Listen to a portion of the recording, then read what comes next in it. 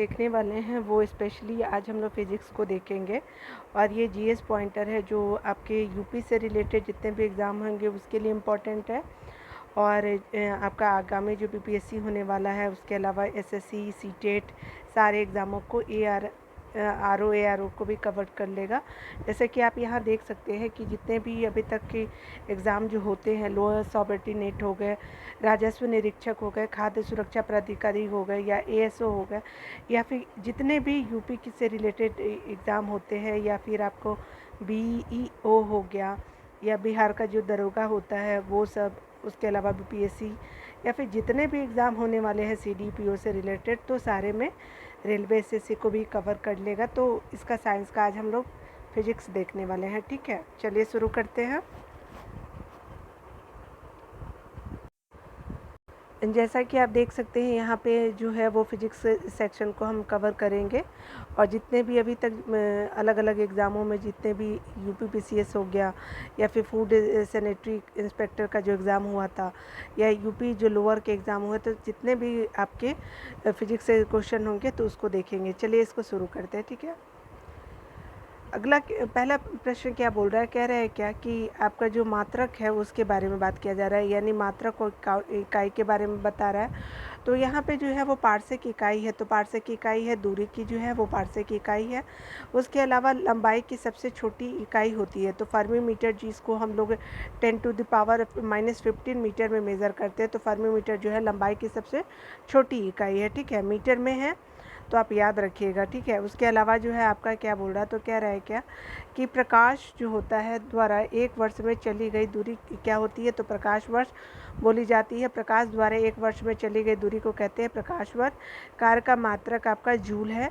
उसके अलावा जो है आपका क्या बोल रहा है कि तेल का एक बैरल लगभग होता है तो आपका 159 लीटर के बराबर होता है। उसके अलावा देखिए क्या बोल रहा है कि चंद्रमा की सतह से एक चट्टान को पृथ्वी पर लाया जाता है। ठीक है, यानी कहने का मतलब कि चंद्रमा की सतह से आपको कोई चट्टान है जो पृथ्वी पर लाया जाता है तो इसका भार क्या होता है, तो इसका भार क्या होता है, बदल जाता है और द्रव्यमान नहीं बदलता। ठीक है, उसके अलावा देखिए क्या होता है कि सदिश राशि की बात की जा रही है, तो सदिश राशि जो है विस्थापन जो है वो एक सदिश राशि है। उसके अलावा माप की वह इकाई जिसमें 0.39 से गुना करने पर इंच प्राप्त होता है, तो हम लोग जो है सेंटीमीटर में अगर मान लीजिए कि गुना कर देंगे तो ये क्या होता है कि आपका 0.3 से जब मल्टीप्लाई कर देंगे तो इंच प्राप्त होगा। ठीक है, तो सेंटीमीटर में 0.39 से मल्टीप्लाई करेंगे तो क्या प्राप्त होगा, तो इंच प्राप्त होगा। उसके अलावा इलेक्ट्रॉन वोल्ट इकाई होता है, इलेक्ट्रॉन वोल्ट इकाई होता है ऊर्जा का होता है। ठीक है, उसके अलावा मेगावाट बिजली के नापने की इकाई है, तो ये मेगावाट बिजली के नापने की इकाई है जो विद्युत उत्पादन को नापता है। ठीक है, किलोवाट घंटा मात्रक है, तो किलोवाट घंटा किसका होता है, तो विद्युत ऊर्जा का होता है आपका किलोवाट घंटा। ठीक है, तो इस तरह से आप इसको देख लीजिए। किलोवाट घंटा का मान होता है, तो किलोवाट घंटा का मान होता है 3.6 इंटू 10⁻⁶ जूल होता है, जो किलो वाट घंटा का जूल में हम लोग मापते हैं। ठीक है, अगला देखिए क्या बोला है कि हवाई जहाज़ तथा पोतों की गति नॉट में प्रदर्शित की जाती है। 100 नॉट की गति होगी, तो 100 नॉट की गति किसके बराबर है, 115 मील यानी प्रति घंटा के बराबर होगा, यानी 115 मील प्रति घंटा के बराबर होगा। ठीक है, वायु की गति नापी जाती है, तो वायु की गति नापी जाती है निमोमीटर में नापी जाती है। ठीक है, उसके अलावा क्या बोल रहा है कि दूरी की इकाई नहीं है, तो दूरी की इकाई जो होती है वर्ग मील नहीं होती है। ठीक है, उसी तरह से यहाँ देखिए, यहाँ जो है वो आपका मिलाया हुआ है, तो देखिए यहाँ पे क्या है, तो एनीमोमीटर जो होता है वो क्या है कि ये जो वायु गति को नापता है। फिर आमीटर जो होता है वो क्या है कि आपका विद्युत धारा को। टेकोमीटर जो होता है वो घूर्णन की गति, कोई गाड़ियों की जो घूर्णन होती है उसकी गति को मापता है। पैरोमीटर जो होता है उच्च ताप को मेज़र करता है। ठीक है, और ये देख लीजिए, आप देख सकते हैं कि विभिन्न एग्ज़ामों में इसको पूछा गया है कि बीईओ का एग्ज़ाम जो 2006 में हुआ था तो उसमें इसको पूछा गया है। ठीक है, तो चलिए इसको देखते हैं। अगला क्या बोल रहा है, तो कह रहा है क्या कि आपका जो है उच्च वेग की इकाई बतानी है तो उच्च वेग यानी मैक की इकाई होती है, ठीक है। और तरंग दैर्ध्य जो होता है एंगस्ट्रम की इकाई होती है, ठीक है। उसके अलावा जो है वो दाब जो है वो दाब किसका है तो पास्कल का होता है, ठीक है। आपका दाब को पास्कल में मेजर करते, ऊर्जा जो होता है वो जूल में, उसकी इकाई क्या है आपकी जूल है, ऊर्जा का जूल इकाई है, ठीक है ना। चलिए आगे देखते हैं भौतिक राशियों की बात की जाए तो भौतिक राशियों में देखेंगे तो यहाँ पे बोला जा रहा है तो कह रहा है कि त्वरण क्या होता है तो मीटर प्रति सेकेंड स्क्वायर होता है। तो मीटर प्रति सेकेंड स्क्वायर को किस में मेजर करते हैं तो आपका त्वरण को आपको मीटर प्रति सेकेंड इकाई में मेजर करते हैं, ठीक है। अगला क्या बोला तो बल का इकाई होता है आपका न्यूटन।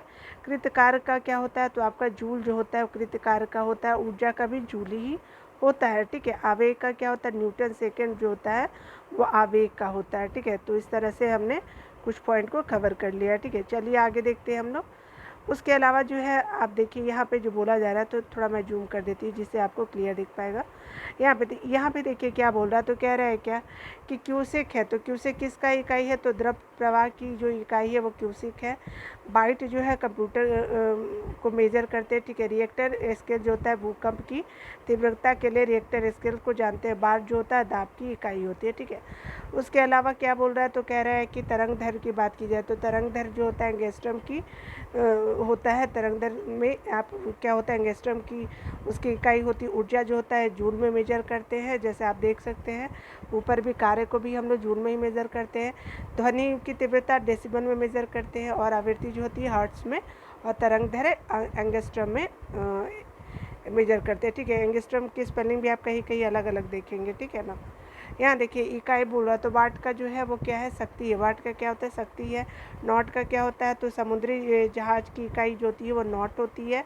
नॉटिकल मील है तो नॉटिकल मील के मतलब किसको मेजर करते हैं नौसेना की चाल को नॉटिकल मील में हम लोग मेजर करते हैं। कैलोरी क्या होती है तो ऊष्मा की इकाई होती है। चलिए आगे देखते हैं जो हमारे विभिन्न क्या है कि आपका विभिन्न यंत्र मापक के यंत्रों को देखते हैं। देखिए जितने भी एग्ज़ाम अभी तक हुए हैं ना ये इसीलिए इम्पॉर्टेंट है कि सारे एग्ज़ामों में क्या किया गया है कि ये कवर किया गया है, ठीक है। तो आप इसको प्लीज़ हल्के बना लें, please practice more and more practice कीजिएगा, ठीक है। जिससे कि आपका क्या होगा कि आपका रिवीजन होते रहेगा साइंस सेक्शन का, ठीक है। क्योंकि और क्या पूछता है प्रीवियस ईयर तो ही पूछता है। देखिए अति सूक्ष्म समय अंतराल है तो नैनो सेकेंड से कम यथार्थ नापे जाते हैं। अति सूक्ष्म अंतराल जो होता है नैनो सेकेंड से कम नापे जाते हैं तो परमाणु घड़ी द्वारा होता है, ठीक है। पायरोमीटर कहा जाता है तो पायरोमीटर विकिरण ताप मापी को जो है वो पायरोमीटर कहते हैं। उसके अलावा हेलियोमीटर का प्रयोग किया जाता है तो सोलर रेडिएशन को नापने के लिए पायलर हेलियोमीटर का उपयोग किया जाता है। और ये कब पूछा गया था तो 2015 की यूपीपीसीएस में इसको पूछा गया था, ठीक है ना। चलिए आगे देखते हैं। 1500 डिग्री सेंटीग्रेड से अधिक ताप मापने हेतु प्रयोग में लाया जाता है तो 1500 सेंटीग्रेड से अधिक अगर कोई ताप हो तो उसको नापने के लिए पायरोमीटर का यूज़ करते हैं, ठीक है। उसके अलावा देखिए यहाँ पे क्या बोल रहा है तो कह रहा है क्या कि आपका अत्यधिक उच्च ताप को मापने में प्रयोग किया जाता है तो अत्यधिक उच्च ताप को मापने में प्रयोग किया जाता है तो पायरोमीटर का उपयोग किया जाता है, ठीक है। यहाँ पे देखिए यहाँ पे जो बोला जा रहा है तो कह रहा है कि वह थर्मामीटर जो 2000 डिग्री मापने हेतु उपयोग होता है तो उपयोग होता है 2000 डिग्री मापने के लिए आपका पूर्ण विकिरण पैरोमीटर का यूज़ करते हैं जिससे 2000 जो डिग्री सेल्सियस होता है उसको मेजर करते हैं, ठीक है। सोनार जो होता है वो अधिकांशतः प्रयोग में लाया जाता है तो आपका 9 संचालकों द्वारा जो है सोनार प्रयोग में लाया जाता है, ठीक है। अगला देखिए क्या है कि वायु की आर्द्रता मापने के लिए प्रयोग में लाया जाता है तो हाइग्रोमीटर को वायु की आर्द्रता नापने के लिए प्रयोग में लिया जाता है, ठीक है। भूकंप की तीव्रता को मापन किया जाता है तो ये सिस्मोग्राफ में भूकंप की तीव्रता को मापते हैं, ठीक है। अगला देखिए क्या बोला जा रहा है।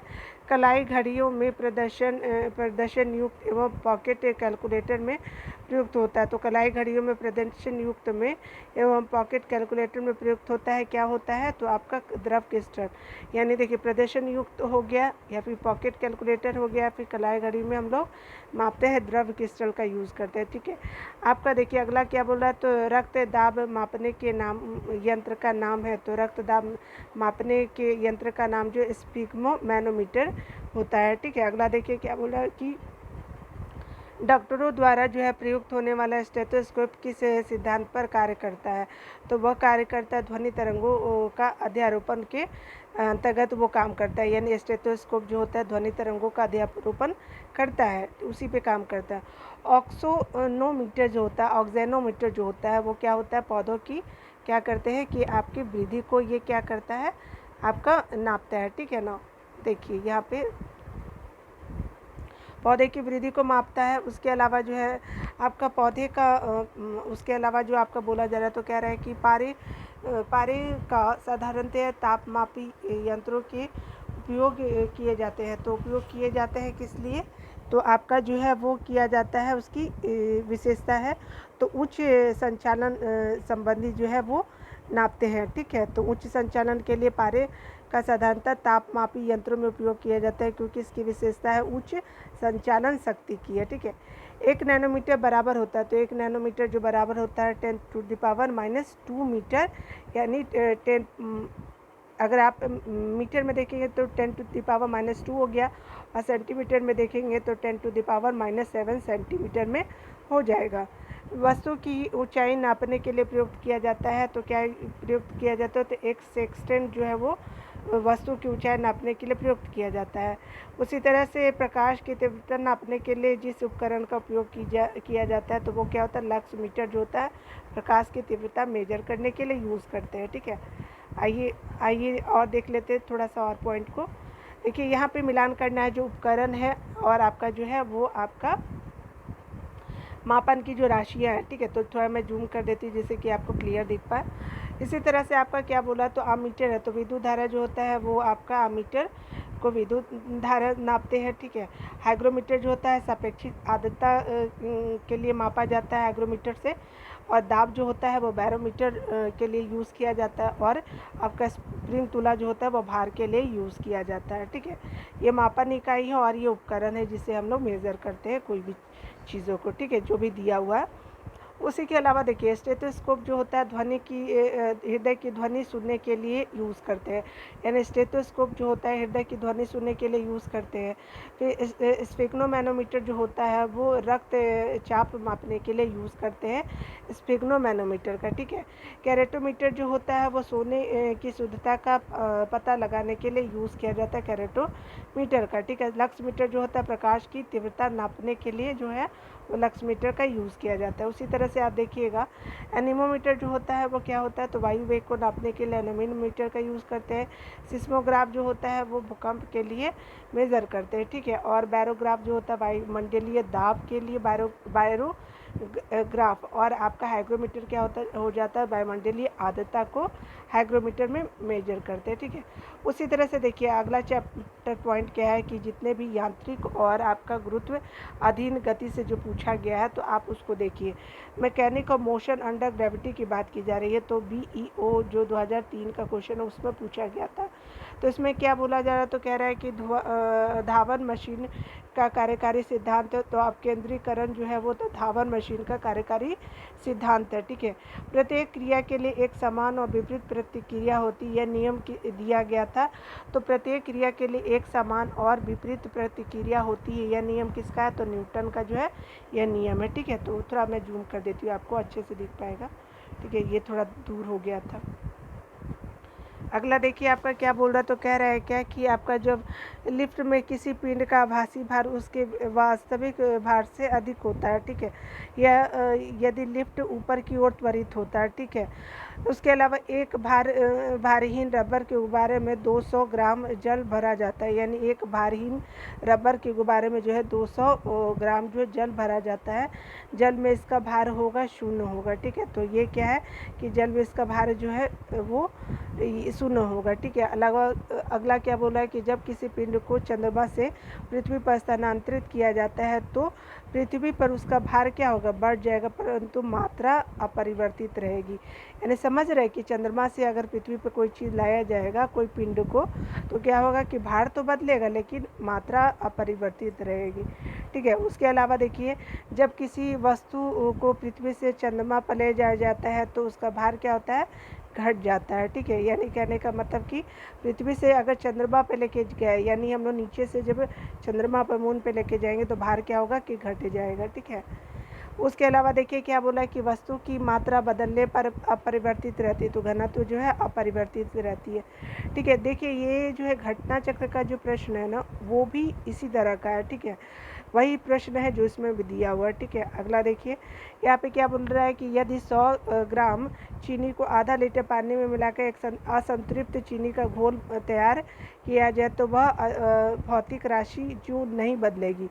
तो आयतन जो है वो बिल्कुल नहीं बदलता है आप जब असंतृप्त चीनी का घोल तैयार करेंगे तो, ठीक है। आधा लीटर पानी है आपका, ठीक है ना। आगे देखिए उसके अलावा क्या है कि आपका बोल रहा है कि लोलक घड़ियाँ गर्मियों में सुस्त हो जाती है, क्योंकि लोलक की लंबाई बढ़ जाती है जिसके कारण ये सुस्त हो जाती है। इससे इकाई दोलन में लगा हुआ समय बढ़ जाता है, यानी लोलक जो सुस्त हो जाती है गर्मियों में लोलक घड़ियाँ, तो लोलक की लंबाई क्या होती है, बढ़ जाती है, और इससे इकाई दोलन में लगा हुआ समय क्या हो जाता है, बढ़ जाता है, ठीक है। अगला देखिए जब कुएं से पानी की बाल्टी को ऊपर खींचते हैं तो क्या होता है कि हमें महसूस होता है, तो क्या महसूस होता है, तो बाल्टी जो है वो पानी की सतह से ऊपर भारी हो जाएगा। यानी कहने का मतलब कि जब सतह से ऊपर जाएगा तो जो है वो भारी हो जाएगा, पानी की सतह से बाल्टी जो है वो भारी हो जाएगा, ठीक है। अगला बोल रहा है कि पिसा की झुकी हुई मीनार गिर नहीं जाती है, क्योंकि गुरुत्वाकर्षण केंद्र से जाने वाले ऊर्ध्वाधर लाइन जो है वो तल के अंदर रहती है, ठीक है। यही कारण है जो आपका क्या हो जाता है कि आपका गिरता नहीं है पिसा की मीनार, ठीक है। उसके अलावा क्या बोला कि समान गति से जा रहे हवाई जहाज़ से यदि एक बम पे नीचे गिराया जाता तो बम के नीचे पहुंचने पर हवाई जहाज़ की स्थिति होगी बम के ठीक ऊपर हो जाएगी, ठीक है। यानी बम के ठीक ऊपर जो है हवाई जहाज़ हो जाएगी। उसी तरह से अगला बोल रहा है कि प्रेशर कुकर के अंदर उच्चतम ताप निर्भर करेगा, तो निर्भर करेगा ऊपर के छेद पर क्षेत्रफल एवं उस पर रखे गए वजन पर, ठीक है। हवाई जहाज़ से यात्रा करते समय पेन से स्याही निकलने लगती है, क्योंकि वायुदाब में जो है वो कमी के कारण जो है वो ऐसा होता है, ठीक है, जिसके कारण जो है स्याही निकलने लगती है। अगला देखिए क्या बोला, तो कह रहा है कि रॉकेट कार्य करता है, तो रॉकेट कार्य करता है ये संवेग संरक्षण का सिद्धांत पे कार्य करता है। जेट इंजन कार्य करता है तो रेखीय संवेग संरक्षण पर क्या काम करता है, तो जेट इंजन कार्य करता है रेखीय संवेग संरक्षण सिद्धांत पे काम करता है, ठीक है। उसके अलावा जो है यदि पृथ्वी का गुरुत्वाकर्षण बल अचानक लुप्त हो जाए तो परिणाम सही होगा, तो क्या होगा कि आपका जो वस्तु का भार शून्य हो जाएगा। अगर गुरुत्वाकर्षण बल लुप्त हो जाएगा तो क्या हो जाएगा कि वस्तु का भार जो है शून्य हो जाएगा, परंतु द्रव्यमान नहीं होगा शून्य, ठीक है, वही रहेगा, ठीक है। द्रव्यमान वही रहे, लेकिन भार जो है वो शून्य हो जाएगा। उसी के बाद देखिए कि यदि पृथ्वी और सूर्य की दूरी जो है उसके स्थान पर दोगुनी हो जाए, यानी जो सूर्य और पृथ्वी की जो दूरी है वो क्या हो जाए कि दुगनी हो जाए, तो सूर्य और पृथ्वी पर गुरुत्वाकर्षण बल जो पड़ता है वह जितना है उसका चौथा भाग हो जाएगा, ठीक है। यानी जब दोगुना हो जाएगा दूरी तो आपका उसका जो क्या है कि बल गुरुत्वाकर्षण बल जो है वो क्या होगा, ये देखिए फिर से देख लीजिए, सूर्य द्वारा पृथ्वी पर गुरुत्वाकर्षण बल जो पड़ता है वह होता है जब जितना है उसका चौथा भाग हो जाएगा, ठीक है। और किसी वस्तु का भार अधिकतम होता है तो ध्रुवों पे क्या होता है, अधिकतम होता है। उसके अलावा देखिए क्या बोल रहा है कि लोहे की एक गेंद जिसका पृथ्वी पर भार जो है वो 10 kg है, ठीक है, 10 ग्राम है, किलोग्राम है, या अंतरिक्ष में भार होगा शून्य हो जाएगा। उसके अलावा देखिए मानव शरीर का भार अधिकतम होता है, तो ध्रुवों पे जो है वो मानव शरीर का भार अधिकतम होता है। वायुमंडलीय दाब का अचानक गिरना इंगित करता है, तूफान को इंगित करता है, ठीक है, वायुमंडलीय दाब का अचानक गिरना। उसके अलावा जो है आपका क्या बोल रहा है कि एक व्यक्ति स्थिर जल में नाव में खड़ा है, यदि वह किनारे की ओर चले तो नाव किनारे से दूर बढ़ेगी, ठीक है। यानी कहने का मतलब कि एक व्यक्ति स्थिर जल में नाव में खड़ा है और यदि वह किनारे की ओर चले तो नाव जो है किनारे से दूर बढ़ेगी, ठीक है, ये बात है। अगला देखिए, पानी से भरे एक बीकर में एक बर्फ टुकड़ा तैर रहा है। जब संपूर्ण जल पिघल जाएगा तो पानी की सतह क्या होगा, अपरिवर्तित रहेगी। ठीक है, एक व्यक्ति चलती रेलगाड़ी में जो है वो इंजन की ओर मुंह करके बैठा है। वह एक सिक्का उछालता है जो उसके पीछे गिरता है। रेलगाड़ी चल रही है तो किधर चल रही है, आगे गतिमान के साथ चल रही है, यानी आगे गति वर्धन के साथ जो है वो चल रही है। ठीक है, अगला देखिए क्या बोल रहा है, तो कह रहा है क्या, अगला क्या बोल रहा है कि आपका जो कह रहा है कि नदियों में पानी के बहाव के लिए जिम्मेवार है। तो ये घर्षण बल जो होता है वो जिम्मेवार होता है। पानी का घनत्व जो होता है अधिकतम होता है तो 4 डिग्री सेल्सियस पर अधिकतम होता है। ठीक है, याद रखिएगा, प्लस में ही है, माइनस पे भी लोग समझ लेते हैं। जल का अधिकतम घनत्व होता है तो आपका केल्विन में 277 केल्विन में अधिकतर होता है। ठीक है, एक ट्रेन जैसे ही चलना प्रारंभ करता है उसमें बैठे हुए यात्री का सिर पीछे की ओर झुक जाता है। यह कारण है किस लिए, तो क्या होता है कि गति का जड़त्व के कारण ये कारण होता है। ठीक है, ये देखिए अगला क्या बोल रहा है, तो कह रहा है कि वायु शक्ति यानी विंड पावर में ऊर्जा का वह रूप जो विद्युत ऊर्जा में परिवर्तित हो जाती है। तो गतिज ऊर्जा तो होती है, परिवर्तित होती है। उसके अलावा समुद्र में प्लवन करते हुए आइसबर्ग का समुद्र की सतह से ऊपर होता है। समुद्र की सतह से होता है कितना भाग, तो 1.9 भाग जो होता है जब समुद्र में प्लवन करते हुए आइसबर्ग का समुद्र की सतह से ऊपर होता है, तो ये 1/9 भाग जो होता है ऊपर होता है। उसके अलावा अंतरिक्ष यात्री निर्वात में सीधे खड़े नहीं रह पाते क्योंकि गुरुत्व जो होता है वो नहीं होता है निर्वात में। ठीक है, उसके अंतरिक्ष यात्री जो निर्वात में खड़े नहीं हो पाते, यही कारण है। ठीक है, जब एक चलायमान वस्तु जो बोला जा रहा है कि चलायमान वस्तु वेग दोगुना हो जाता है तो उसका गतिज ऊर्जा क्या होगी, 4 गुनी होगी। ठीक है, एक अंतरिक्ष यान जो चक्कर लगा रहा है से एक सेब छोड़ा गया है तो क्या होगा, तो वह भी क्या होगा, अंतरिक्ष यान के साथ उसी गति से गतिमान होगा। ठीक है, तो ये सब जो है आज यही तक रहने देते हैं। तो अगला पॉइंट जो है वो कल के वीडियो में चाहे नेक्स्ट वीडियो में आएगा आपका। तो आप अगर चैनल को सब्सक्राइब नहीं किए होंगे तो सब्सक्राइब कर दीजिएगा प्लीज़। आप मेरे चैनल को सपोर्ट कीजिए, ठीक है, क्योंकि आपके सपोर्ट की मुझे बहुत ज़रूरत है।